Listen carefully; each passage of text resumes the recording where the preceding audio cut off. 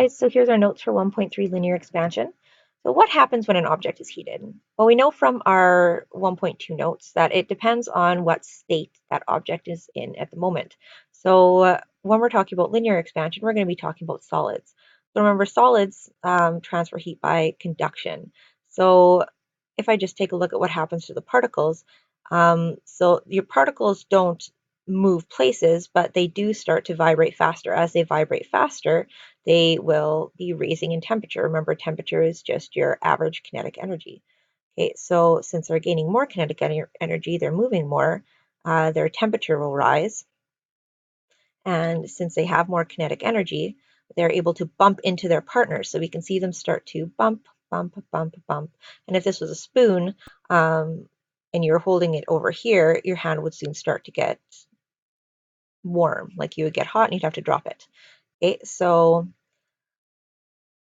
all particles in a solid will vibrate even when they're cold. When they're hotter, they will vibrate more. And as you can see, they take up more space, so they expand.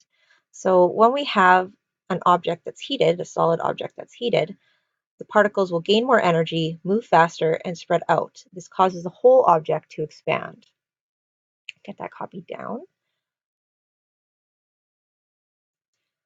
So taking a look, if I have a metal bar, originally I have all my atoms in here. As the bar gets heated, those atoms will expand and the length of my bar will expand. What will happen if I take this bar and put it into a ring? The same thing, okay, except of instead of out this way, if I take my bar, turn it into a ring, it'll extend this way. So it'll get actually a little bit bigger, okay? So the ring will get wider. So solids can expand in a single direction. So we do not consider expansion going out this way. We just consider expansion going one direction. So what does linear expansion depend on then?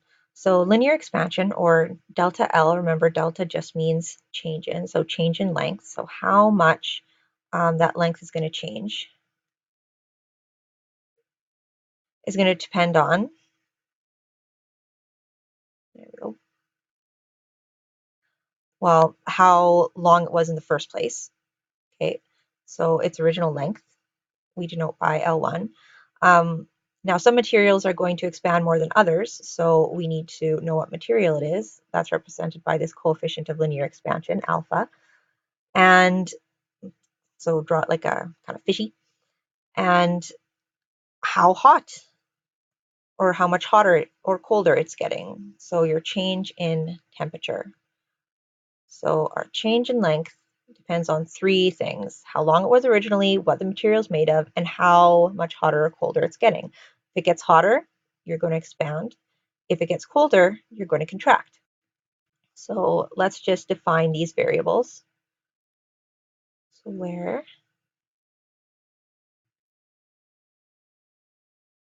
So delta L is our change in length,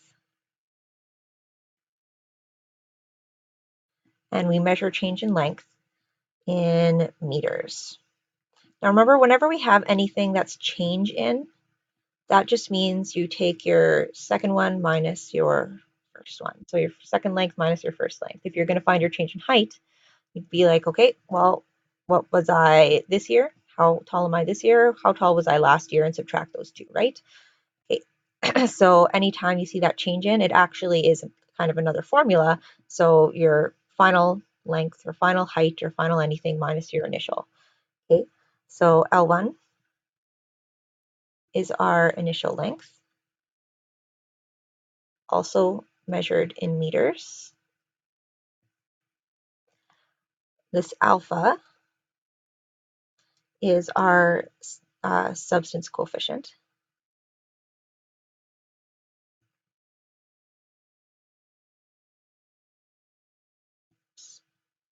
So our substance coefficient, and it has units of degrees Celsius to the -1. Remember from math, anytime I have a -1 exponent, that just means per degree Celsius. So 1 over degrees Celsius. Okay, and delta T is our change in temperature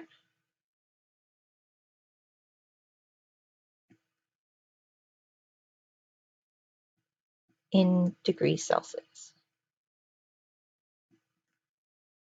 Or you could have it in kelvins, because remember, 1 degree Celsius is 1 degree Kelvin. They're the same length.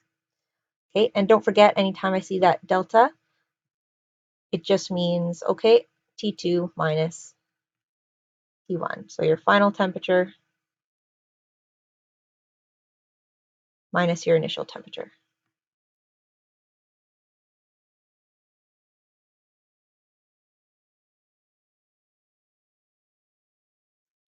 Okay. Now, if I can just get you to grab out your coefficient tables, we'll take a look at some of our substance coefficients of linear expansion. Okay, so taking a look here. So our coefficients of thermal expansion, so linear expansion, we have here are solids, so aluminum, brass, concrete, copper, glass, oven-proof glass, iron or steel have the same, and platinum are all on your table. So coefficient of linear expansion, so alpha, that's how, there's our little fish guy right there, are units of degrees Celsius -1. And if you take a look here, so the higher the number, the more it will expand per degree Celsius. Remember that degree Celsius to -1 is per degree Celsius. So aluminum will expand 25 times 10 to the -6, so not a huge amount, right? So that's still a very small number, but it will still expand. Okay, so 25 times 10 to the -6 units per degree Celsius. All right. Oven-proof glass doesn't expand very much at all, which is good because we have to heat it up really hot, right? So it's only 3 times 10 to the -6 units per degree Celsius is what it will expand. Moving on to an example. So here we have our lecture example 2. Remember, you do not have to write these down. I gave them to you on that that sheet. That, I think it's green, maybe. No, it's just white. And it has all your examples for this unit. So you do not have to write this down, just write down lecture example 2. So we have a 4.5 meter long piece of concrete poured for a sidewalk when it's 15 degrees Celsius. The builders left a gap of 1.5 millimeters along the edge. What is the maximum temperature the sidewalk can take? So taking a look at what information we are given. Remember, I'm going to require you to write out your givens. So we have a 4.5 meter long piece. So 4.5 meter long, that tells me it's a length. And it's our original length. So it's not how much it's changing, it's how much it already was. So 4.5 meter long piece of concrete poured for a sidewalk when it is 15 degrees Celsius. Okay, so that is our initial temperature, not our change in temperature. That's what our temperature is originally. So 15 degrees Celsius for our initial temperature. The builders left a gap of 1.5 millimeters along the edge. And now what is the maximum temperature the sidewalk can take? So if we think about a long piece of sidewalk, they left a gap, a very small gap here of 1.5 millimeters. Now if we expand beyond that 1.5 millimeters, we're going to be in trouble because our concrete could buckle. So it won't have anywhere else to expand to, and it could crack. And that's how we end up getting, one of the ways we get cracks in sidewalk. Okay? If you're not leaving those gaps, which is why, especially in Canada, in Saskatchewan, where we have some intense temperature changes, you always see those gaps between your sidewalk slabs. So we can only expand in length 1.5 millimeters. Now we don't want our units in millimeters, so let's divide that by 1,000 to turn it into meters. So that will be 0.0015 meters. And then we have to look up the coefficient expansion of concrete. If you forget this step, you're going to see that you're going to run into trouble when you look at your equation. So when we were talking maximum temperature the sidewalk can take, so that's what we're looking for. We're dealing with the length, so we know we're going to be using our linear expansion equation. So our linear expansion equation is delta L equals L1 alpha delta T. So what's the maximum temperature the sidewalk can take? That is us trying to find not our change in temperature, but our T2.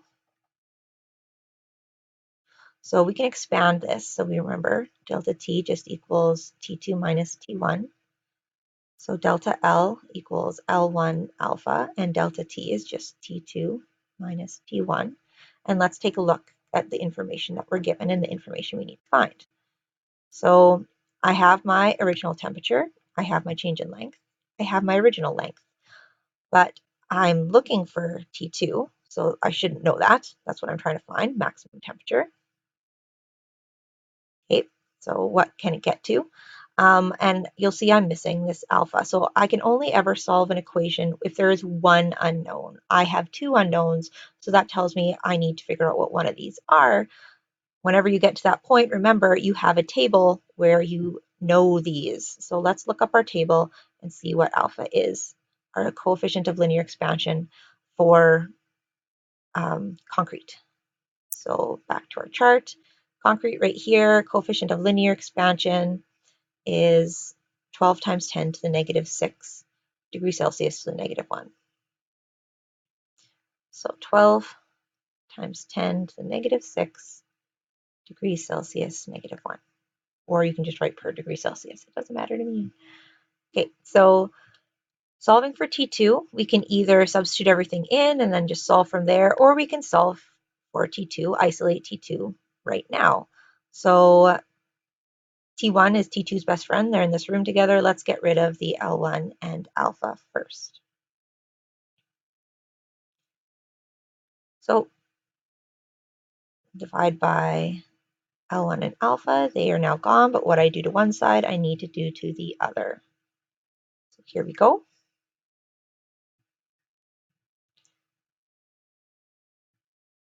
So we have delta L divided by L1 alpha equals T2 minus T1. Now solving for T2, so add T1 to both sides.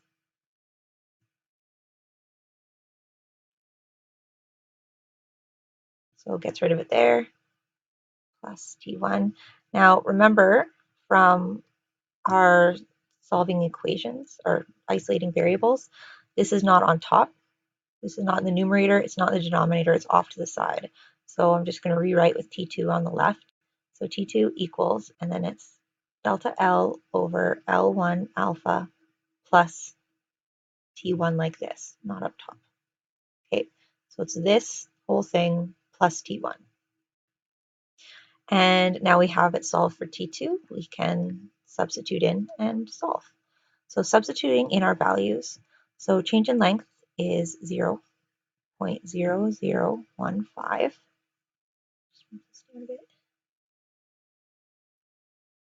Divided by my original length, which is 4.5 meters,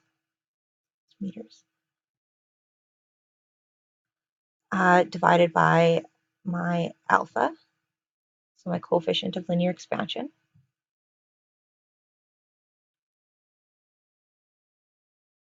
and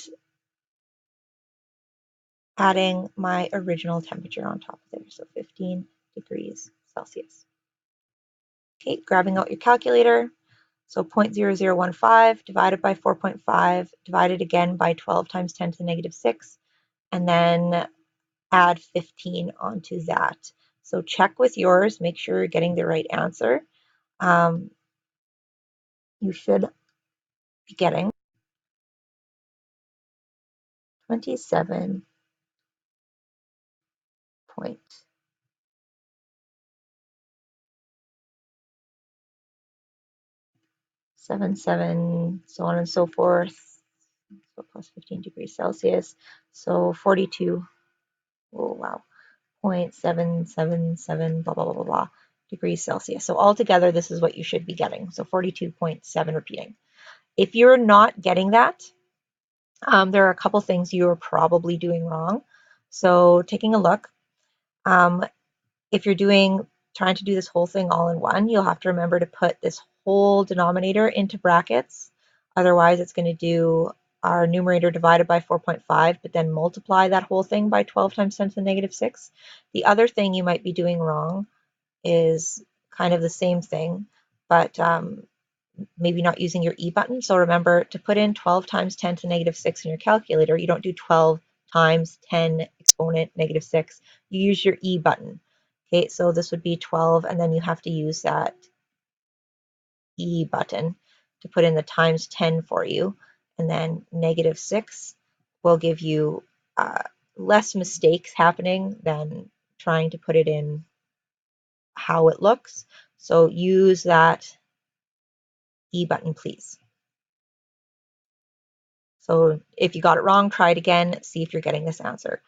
Now, since this is all multiplication, for our sig figs, we'll look at the least amount of significant figures that we used. Now, we do not consider, we're not going to consider our constants as significant figures. So ignore our constants for significant figures. Let's just look at the ones that we have measured here. So 4.5 meters has 2, 2, 2. Okay, so we need to round to 2 significant figures. So 1, 2, cutting off here, take a peek over the wall. Since we have a 7 right next to the wall, we will have to round that 42 up to a 43. So equals 43, and then this is a final temperature, so degrees Celsius. So my final temperature, I can only get up to 43 degrees Celsius. Otherwise, my sidewalk might start to crumble. So the highest temperature. So anything more than that, and I'm going to start seeing more cracks in my pavement and some buckling. Okay, so where you see this, where else you see linear expansion, things like your doors sticking in the summer. So since it's hotter, your doors will expand and they fit better, they will stick. In the winter, sometimes they can get a little drafty because they contract. So power lines sagging more in the summer because they're longer. So power companies really have to watch out when they are putting up the wires for power lines to make sure that they are long enough to, when they contract in the winter, they're not going to snap, but also when they expand in the summer, they're not going to expand down and hit something. Railway rails have to have gaps in them or they will buckle under increased heat, as you can see here. So they will go like this. You will have a derailed train. Nothing is good there. And bridges as well. So expansion teeth to allow them to move slightly as they heat and cool. Without these, once again, you could have your bridge collapsing. Oh, no good. Okay. So here is your linear expansion assignment. So you will need your textbook for all the rest of the assignments for this unit, basically. So page 362, number 39 and 40, page 370, number 91, 92, and 93. There you go.